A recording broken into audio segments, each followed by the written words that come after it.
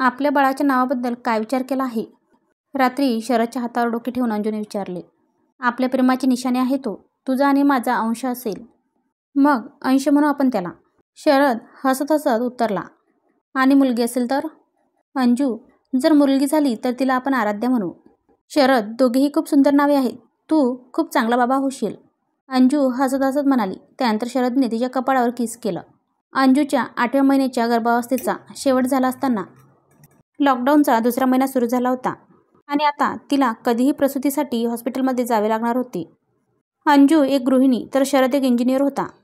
अंजूबद्दल शरदचे विचार खूप प्रबुद्ध आणि मोकळे होते, पण तिच्या सासूबाईचा स्वभाव मात्र काहीसा वेगळा होता. तिचा धर्मकर्मावर जास्त विश्वास होता. गर्भधारणा झाल्यापासून नेहमी काही ना काही समस्या आल्या होत्या. अशा परिस्थितीत ललिताने अंजूकडून होणाऱ्या मुलाच्या नावाने धार्मिक विधीही केले.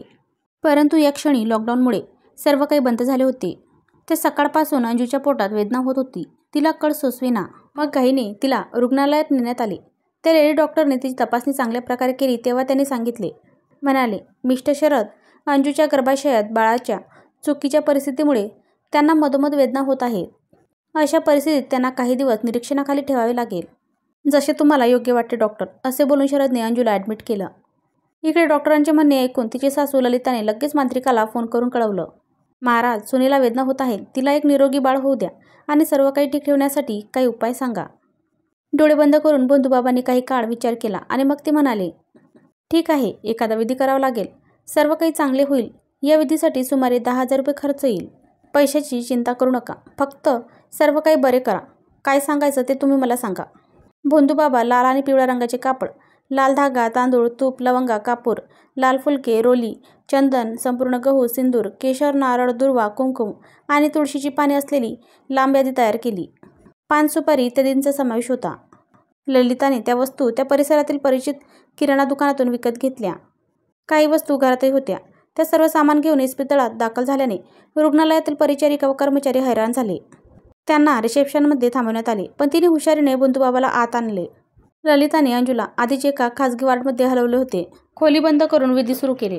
बाहेर फिरणाऱ्या परिचारिकांना आत काय चालले आहे याची पूर्णपणे कल्पना होती, परंतु त्यांच्याकडे बोलण्यासाठी शब्द नव्हते. हा ढोंगीपणा कसा रोखायचा हे त्यांना समजू शकले नाही. वास्तविक हॉस्पिटलमध्ये आजपर्यंत अशी कोणतीही घटना घडली नव्हती.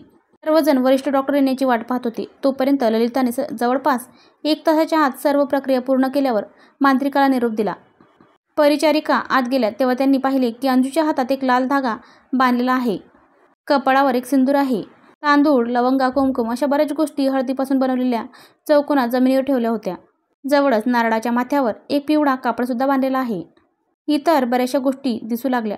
मूर्ख लोक, असं म्हणत एका नर्सने एक वाईट तोंड बनवलं आणि ती बाहेर गेली. या प्रकरणावर 4-5 दिवस गेले. दरम्यान अंजूला सर्दी आणि खोकल्याचा त्रास झाला. एक हलका ताप देखील होता. रुग्णालयात दाखल झालेल्यांनी तातडीने तिची ट्रीटमेंट केली. त्याच दिवशी रात्री अंजूला खूप त्रास झाला. घाईघाईने सर्व व्यवस्था करण्यात आली. पहाटेच्या पहिल्या किरणानंतर तिच्या उदरी मुलाचा जन्म झाला. घरातील सदस्यांना माहिती देण्यात आली. ते धावत आले. तोपर्यंत कोविडचा रिपोर्टही आला होता. अंजू कोरोना पॉझिटिव्ह होती. ही बातमी शरद आणि तिच्या सासू यांना देण्यात आली. तेव्हा सासू ओरडून म्हणाली, हे कसे घडले? आमची सून बरीच तंदुरुस्त स्थितीत रुग्णालयात आली होती. जेव्हा हे घडले तेव्हा तुम्हीच काळजी घेतली नसावी. काय बोलताय मॅडम? आम्ही काय केले? आमच्या रुग्णालयात रुग्णांच्या सुरक्षेची काळजी घेतली जाते.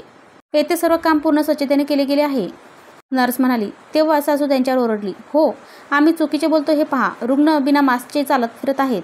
मॅडम, त्यांचा रिपोर्ट कालच आला आहे. त्यांचे रिपोर्ट नॉर्मल आहेत. आणि मला एक गोष्ट सांगा, या इस्पितळात बऱ्याच इमारती आहेत. या इमारतीत फक्त गायनिक प्रकरण येतात. बाजूची इमारत कोविड रुग्णांसाठी आहे. तेथील कोणत्याही कर्मचाऱ्यांना येथे येण्याची परवानगी नाही. तथापि आम्ही मास्क, हातमोजे आणि सॅनिटायझेशनची पूर्ण काळजी घेत आहोत. माझ्या सुनेला या रुग्णालयातच कोरोना झाला आहे हे स्पष्ट आहे. इथले व्यवस्थापन योग्य नाही. इथे येणारा निरोगी माणूसही कोरोना पेशंट बनतो. तुम्ही अंधश्रद्धा आणि ढोंगीपणा बाळगत फिरत आहात हे आव्हाना सगळ्यांनाच माहिती आहे. आणि उगाच तांडव करण्यापेक्षा तुम्ही तुमच्या सुनेची काळजी घ्या, नाहीतर त्यांची तब्येत आणखीन खालावली जाईल. तिचा ताप आता बरा आहे. तिला सोबत घेऊन जा. या रुग्णालयात न्यूबॉर्न बेबीला सोडणे योग्य नाही. यावेळी आम्ही लहान मुलांची काळजी कशी घ्यावी हे सांगू. नाही, आम्ही त्यांना घरी कसे घेऊन जाऊ शकतो? हे दोघेही कोविड पॉझिटिव्ह आहेत. घरी कुणाला झाला तर? साधी गोष्ट कळू नये तुम्हाला? ललिता डॉक्टरवर ओरडली. आई, आपण घरी अंजूला अलग ठेवू.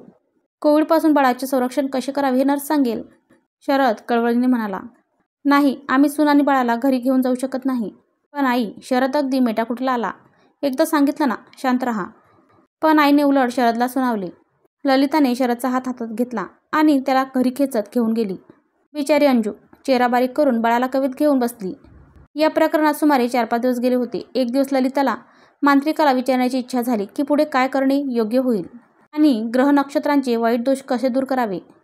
त्याच्या मुलाने फोन उचलला. बेटा, महाराजांना फोन द्याल का? ललिता म्हणाली. मुलगा म्हणाला, बाबा, कोरोना झाले होते. 1 आठवड्यापूर्वी त्यांचा मृत्यू झाला. तिच्या हातातून फोन खाली पडला. ती हताश होऊन पलंगावर बसली. तिच्या मनात हजारो विचारांनी घर केलं. तिची तब्येत खालावत होती. शरदने त्याची व तिची दोघांची कोरोना टेस्ट करून घेतली. आतापर्यंत त्यालाही ताप आला होता. त्या भागात एकच कोरोनाचे रुग्णालय होते. त्यामुळे त्यांना परत त्याच रुग्णालयात जावे लागले. पण तेथील व्यवस्थापनाने झालेल्या प्रकरणामुळे ललिताचा प्रवेश नाकारला. रुग्णवाहिकेत पडलेला ललिताचा मेंदू काम करत नव्हता. तेथून 4 तासाच्या अंतरावर असलेल्या हॉस्पिटलमध्ये तिला प्रवेश मिळाला. पण आता कुटुंबापासून दूर राहून तिला मात्र पुरेपूर शिक्षा मिळाली होती. ललिताला तिच्या कृत्याचे फळ मिळाले. तो त्यांच्या चुकीच्या विचारसरणीचा, अंधश्रद्धेचा, नकारात्मक मनोवृत्तीचा परिणाम होता की आज मुलगा व सून आणि नातवांसोबत त्यांचे आयुष्यही धोक्यात आले होते. कोविड रिकव्हरीनंतर हॉस्पिटलमधून डिस्चार्ज मिळाला आणि त्यांनी सर्वप्रथम त्यांच्या सुनेची आणि मुलाची माफी मागितली. शरद आणि अंजूनेही बाळाला आजीचं प्रेम मिळावं म्हणून मोठ्या मनाने माफ केलं. मित्रमैत्रिणींनो, कथा आवडली असेल तर चॅनलला लाईक करा, शेअर करा आणि सबस्क्राईब करा. धन्यवाद.